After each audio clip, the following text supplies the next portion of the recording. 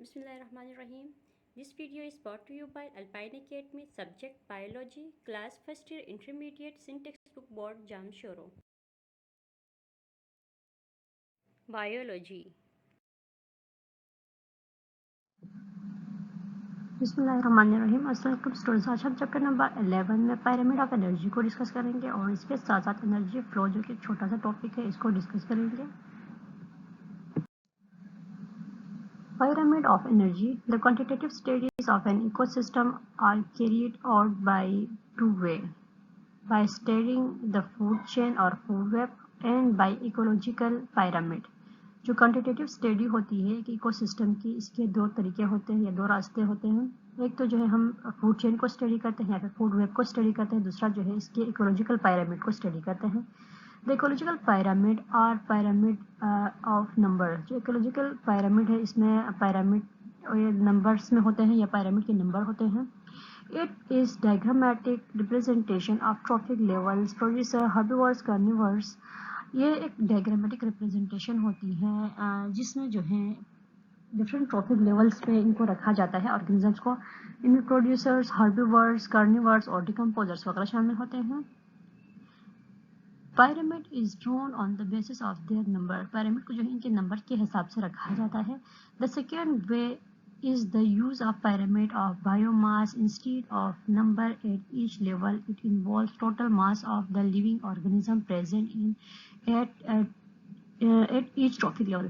जो second way है वो जो इस तरह से होता है कि इसमें पायरामिड में क्या होता है कि बायोमास को यूज़ किया जाता है, न कि इसमें नंबर को देखा जाता है। और हर लेवल में जो है जितने भी टोटल मास जो है वो इन्वॉल्व हुआ है लिविंग ऑर्गेनिज्म का, हर ट्रॉफिक लेवल पे जो है उसको प्रेजेंट किया जाता है। The third way of study is pyramid of energy. और जो थर्ड जो वे होता है इसको स्टडी करने का वो है इसकी एनर्जी के हिसाब से जो है इसको डिफरेंट लेवल्स में रखा जाए। The relationship between trophic levels is shown by mean of pyramid of energy. यानी ये जो डिफरेंस होता है ट्रॉफिक लेवल्स में ये क्या दिखाता है, ये दिखाता है कि इसमें जो है एनर्जी किस तरह से कितने लेवल्स में यहाँ पे यूटिलाइज हो रही है। और इसमें जो है इसमें एनर्जी को शो किया जाता है और एनर्जी के पायरामिड को यहाँ पे दिखाया जाता है। It provide best picture of ecosystem. ये एक इकोसिस्टम की अच्छी सी तस्वीर बना के हमें पेश करता है कि एक इकोसिस्टम में जो है किस तरह से कौन से लेवल पे ऑर्गेनिजम्स पाए जाते हैं। It depends upon rate at which food is being produced. However, the pyramids of number and biomass provide the picture of existing situation or standing situation. यानी ये डिपेंड करता है कि इसमें जो है फूड जो है वो प्रोड्यूस किस रेट पे होता है, या फिर जो है इसमें पायरामिड के नंबर्स और बायोमास जो है वो प्रोवाइड करते हैं एक पिक्चर को जो कि एग्जिस्टिंग सिचुएशन की होती है या फिर स्टैंडिंग सिचुएशन की होती है। The base of pyramid is represented by primary producers showing the amount of energy they trap during photosynthesis and convert into chemical energy. जो pyramid की जो बेस है वो रिप्रेजेंटेड होती है प्राइमरी प्रोड्यूसर से, जिनको हम प्लांट्स कहते हैं। इसमें क्या होता है कि ये शो करते हैं कि अमाउंट ऑफ एनर्जी को ट्रैप करते हैं, कहाँ से करेंगे, सनलाइट से करेंगे और इसको फोटोसिंथेसिस में यूटिलाइज करेंगे। करने के बाद जो है इसको कन्वर्ट करेंगे, जो सन एनर्जी है उसको कन्वर्ट करेंगे chemical energy में। Hence the energy flow from one trophic level to another is calculated and represented diagrammatically in pyramid। और इसी तरह से जो है एनर्जी फ्लो को शो किया जाता है डिफरेंट ट्रॉफिक्स लेवल में, यानी एक ट्रॉफिक लेवल से दूसरे ट्रॉफिक लेवल में एनर्जी का जो फ्लो है उसको दिखाया जाता है और उसको कैलकुलेट किया जाता है और उसको ड्रामेटिकली जो है pyramid में रिप्रेजेंट किया जाता है। Each bar of pyramid represent the amount of energy per unit area in a given period of time।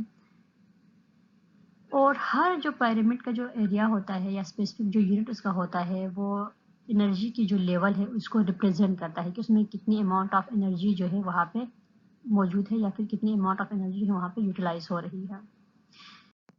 The efficiency of energy flow and its significance. The efficiency of energy flow depends upon productivity of an ecosystem, which in turn depends upon radiant energy। ये एक ecosystem में जितनी energy जो है वो मिल रही होती है एक इकोसिस्टम को, वो इस पे डिपेंड करती है कि वहाँ पे जो सनलाइट रेडिएंट है उनके फ्लो जो है वो कितनी हो रही है, और प्लांट जो है वो कितनी प्रोडक्टिविटी इसको बढ़ा रहे हैं, प्लांट जो है कितनी इसकी प्रोडक्ट जो है वो ज़्यादा बना रहे हैं, यानी कितना जो है सनलाइट को ये फूड में सनलाइट को ट्रैप करके ये फूड बनाते हैं। During photosynthesis green plant trap sunlight and convert into food energy. और फोटोसिंथेसिस के दौरान प्लांट्स यही करते हैं कि सनलाइट को ट्रैप करते हैं, ट्रैप करने के बाद इसको फूड में तब्दील कर लेते हैं। The energy stored in food material by primary producer is said to be primary productivity. अगर जो है ये फूड जो है ये बनाते हैं, असल में ये प्राइमरी प्रोड्यूसर्स बनाते हैं, तो प्राइमरी प्रोड्यूसर को प्राइमरी प्रोडक्टिविटी भी कहा जाता है। It depends upon the rate and amount of energy available in an ecosystem to an ecosystem. ये डिपेंड करती है कि ये rate of amount of energy होती है ये एक इकोसिस्टम के लिए कितनी अवेलेबल होती है। Only a part of it is absorbed by chlorophyll in production of organic molecule। और इसका वो पार्ट जहाँ पे क्लोरोफिल के पिगमेंट्स मौजूद होते हैं वो क्या करेंगे, इसको एब्जॉर्ब करेंगे सनलाइट को, और फिर यहाँ पे ऑर्गेनिक मॉलिक्यूल की प्रोडक्शन होती है। The rate at which this chemical energy is stored by plant is called gross primary productivity (GPP). वो रेट जहाँ पे जो है केमिकल एनर्जी स्टोर होती है प्लांट में, इसको ग्रॉस प्राइमरी प्रोडक्टिविटी या फिर जीपीपी कहा जाता है। About 20% of it is used by plants themselves in respiration and other functions, whereas the remaining is stored and is called net primary productivity। अब इनमें से जो है 20% एनर्जी को जो है ये प्लांट खुद यूज़ कर लेते हैं रेस्पिरेशन के दौरान, और बाकी जो फंक्शंस हैं वो और रेस्पिरेशन में ये 20% एनर्जी को यूज़ करेंगे, जबकि बाकी रिमेनिंग एनर्जी जो होती है वो स्टोर होती है। हाँ, यानी इस एनर्जी को जो स्टोर होती है उसको नेट प्राइमरी प्रोडक्टिविटी कहा जाता है। The herbivores feed upon producers and thus the energy is transferred to second trophic level। जो हर्बीवोर्स हैं वो फीड करते हैं प्रोड्यूसर्स पे, वो प्लांट्स को फीड करते हैं और फिर ये एनर्जी को ट्रांसफ़र करते हैं सेकेंड ट्रॉफिक लेवल्स में, यानी प्राइमरी कंज्यूमर्स में ये ट्रांसफ़र करेंगे एनर्जी को। The production of heterotrophic consumer of various level is called secondary production. जो प्रोडक्शन होती है हेटेरोट्रॉफिक कंज्यूमर्स की वेरियस लेवल्स में, उसको सेकेंडरी प्रोडक्शन कहा जाता है। The average efficiency of energy transfer from plants to herbivores is about 10% and from animals to animals about 20%। जो एवरेज ऑफ एफिशिएंसी होती है एनर्जी की वो ट्रांसफ़र होती है प्लांट से हर्बीवर्स में 10%, और एनिमल से एनिमल में ये तकरीबन 20% ये एनर्जी जो है ट्रांसफ़र होती है। Advantages of short food chain, ये आज का हमारा लास्ट टॉपिक है अल्हम्दुलिल्लाह, चैप्टर नंबर 11 का। Man plays an important role in various food chains. इंसान जो है वो एक इम्पॉर्टेंट रोल प्ले कर लेता है फूड चेन में। Being Omniverse, man eat both plants and animals, यानी इंसान जो है ओमनिवर्स होते हैं क्योंकि ये प्लांट्स को भी खाते हैं और ये एनिमल्स को भी खाते हैं। Hence when man Yeats plant act as primary consumer, when man ate the other primary consumer like cow and sheep, he becomes secondary consumer। Similarly, when man eats carnivorous fishes, he becomes tertiary consumer। तो इंसान जो है ओमनिवर है और इसमें जो है primary consumer, secondary consumer और टर्शियरी कंज्यूमर तीनों की खुसूसियत पाई जाती है। क्यों? क्योंकि इंसान जो है जब वो फीड करता है हर्ब्स पे, सब्जियां हम खाते हैं, तो हम उस वक्त हार्बीवर्स कहलाएंगे, या फिर हम जो है हम हार्बीवर्स नहीं, उस टाइम हम प्राइमरी कंज्यूमर कहलाएंगे क्योंकि हम हर्ब्स को खा रहे हैं। और इंसान जो है सेकेंडरी कंज्यूमर क्यों कहलाएगा? क्योंकि वो ऐसे एनिमल्स को खाता है जो हर्ब्स को खाते हैं। इसी तरह इंसान जो है कार्निवर जो फिशेस है उनको खाता है, तो इस तरह से वो टर्शियरी कंज्यूमर कहलाएंगे। So in ecosystem, as it is clear from pyramid of energy, there is great loss of energy at each trophic level and very short amount of energy is transferred at next trophic level। एक ecosystem की अगर हम energy pyramid को हम देखते हैं तो इससे बात क्लियर हो जाती है कि यहाँ पे जो है हर इकोसिस्टम में ट्रॉफिक लेवल पे जो है हर ट्रॉफिक लेवल पे एनर्जी जो है लॉस्ट हो जाती है, और इसमें से जो है बहुत कम अमाउंट ऑफ एनर्जी ऐसी रहती है जो एक लेवल से दूसरे लेवल में ट्रॉफिक लेवल में ये ट्रांसफ़र हो जाती है। Most of the energy is lost as heat. This is due to this fact that the total biomass decreases at each level. अच्छा, जो हर एनर्जी जो होती है वो हर ट्रॉफिक लेवल पे जो है एनर्जी ज़्यादातर हीट की फॉर्म में लॉस्ट होती है और इसीलिए जो टोटल बायोमास है वो डिक्रीज होता है हर लेवल में. Thus, longer food chains such as in food web consume large amount of energy because loss in form of heat is greater as compared to short food chain. अच्छा, अगर एक food web को अगर हम देखते हैं तो उसमें जो है बहुत सारे ऑर्गेनिज्म जो है एक दूसरे पर डिपेंडेंट होते हैं, तो इसमें जो है हीट जो एनर्जी जो है वो ज़्यादा लॉस होती है एज कम्पेयर टू जो शॉर्ट फूड चेन होता है उसकी निस्बत जो फूड वेब है उसमें एनर्जी जो है हीट की फॉर्म में ज़्यादा लॉस हो जाती है.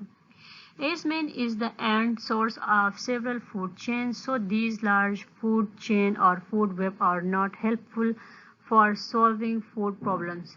जैसे कि एक इंसान जो है एंड सोर्स होता है तमाम जो सेवरल फूड चेन्स होते हैं उनका, क्योंकि वो क्या कर लेता है तमाम जो डिफरेंट तरह के ऑर्गेनिजम्स हैं उन पे फीड करता है. तो ये जो लार्ज फीड चेन जो होती है या फिर इसको हम फूड वेब कहते हैं, ये हेल्पफुल नहीं होती है कि हम इससे जो है फूड प्रॉब्लम को सॉल्व कर सकें. अगर कोई ऑर्गेनिज्म ऐसा है जो एक तरह के जो फूड पे डिपेंड करता हो, जैसे कि हर्बीवर्स हैं तो उनको सिर्फ प्लांट चाहिए होता है, तो इससे फूड प्रॉब्लम्स को कंट्रोल करना जो है वो आसान होता है. और ह्यूमन जो है वो ऐसे ऑर्गेनिजम्स हैं, ये क्या करते हैं प्लांट्स एनिमल सब पे ये डिपेंडेंट होते हैं, सबको ये खाते हैं. खाने से जो है इनके फूड प्रॉब्लम को सॉल्व करना जो है वो काफ़ी मुश्किल हो जाता है. Consider a food chain like grass shipment is a simpler and linear food chain. Various loss of energy is very little. जैसे कि एक फूड चेन है कि एक ग्रास जो है उसको शीप खाता है, शीप को जो है मैन खाता है, तो ये एक सिंपलर लीनियर फूड चेन है और यहाँ पे जो है एनर्जी लॉस बहुत कम होती है. चैप्टर के आखिर में जो एमसीक्यूज दिए गए हैं एक्सरसाइज में, ये उसके आंसर्स हैं. रिमेनिंग लेक्चर्स, चैप्टर और एक्सरसाइज के डिटेल्स को हासिल करने के लिए व्हाट्सएप नंबर पे आप हमसे रब्ता कर सकते हैं. हमारा व्हाट्सएप नंबर है 0318318660 या फिर आप हमें मेल कर सकते हैं alpineacademy@gmail.com. शुक्रिया. इस चैप्टर से रिलेटेड कोई भी क्वेश्चन हो तो आप हमें मेल कर सकते हैं alpineacademy@gmail.com या फिर आप हमें मैसेज कर सकते हैं व्हाट्सएप पे 923183186660 या फिर आप इसी वीडियो के कमेंट बॉक्स में आप हमें कमेंट करके छोड़ दें, आपको आंसर मिल जाएगा. अभी तक आपने हमारे चैनल को सब्सक्राइब नहीं किया तो अल्पाइन एकेडमी को सब्सक्राइब करें और नए लेक्चर्स और नई वीडियोस को हासिल करने के लिए बेल आइकन को क्लिक करें. शुक्रिया.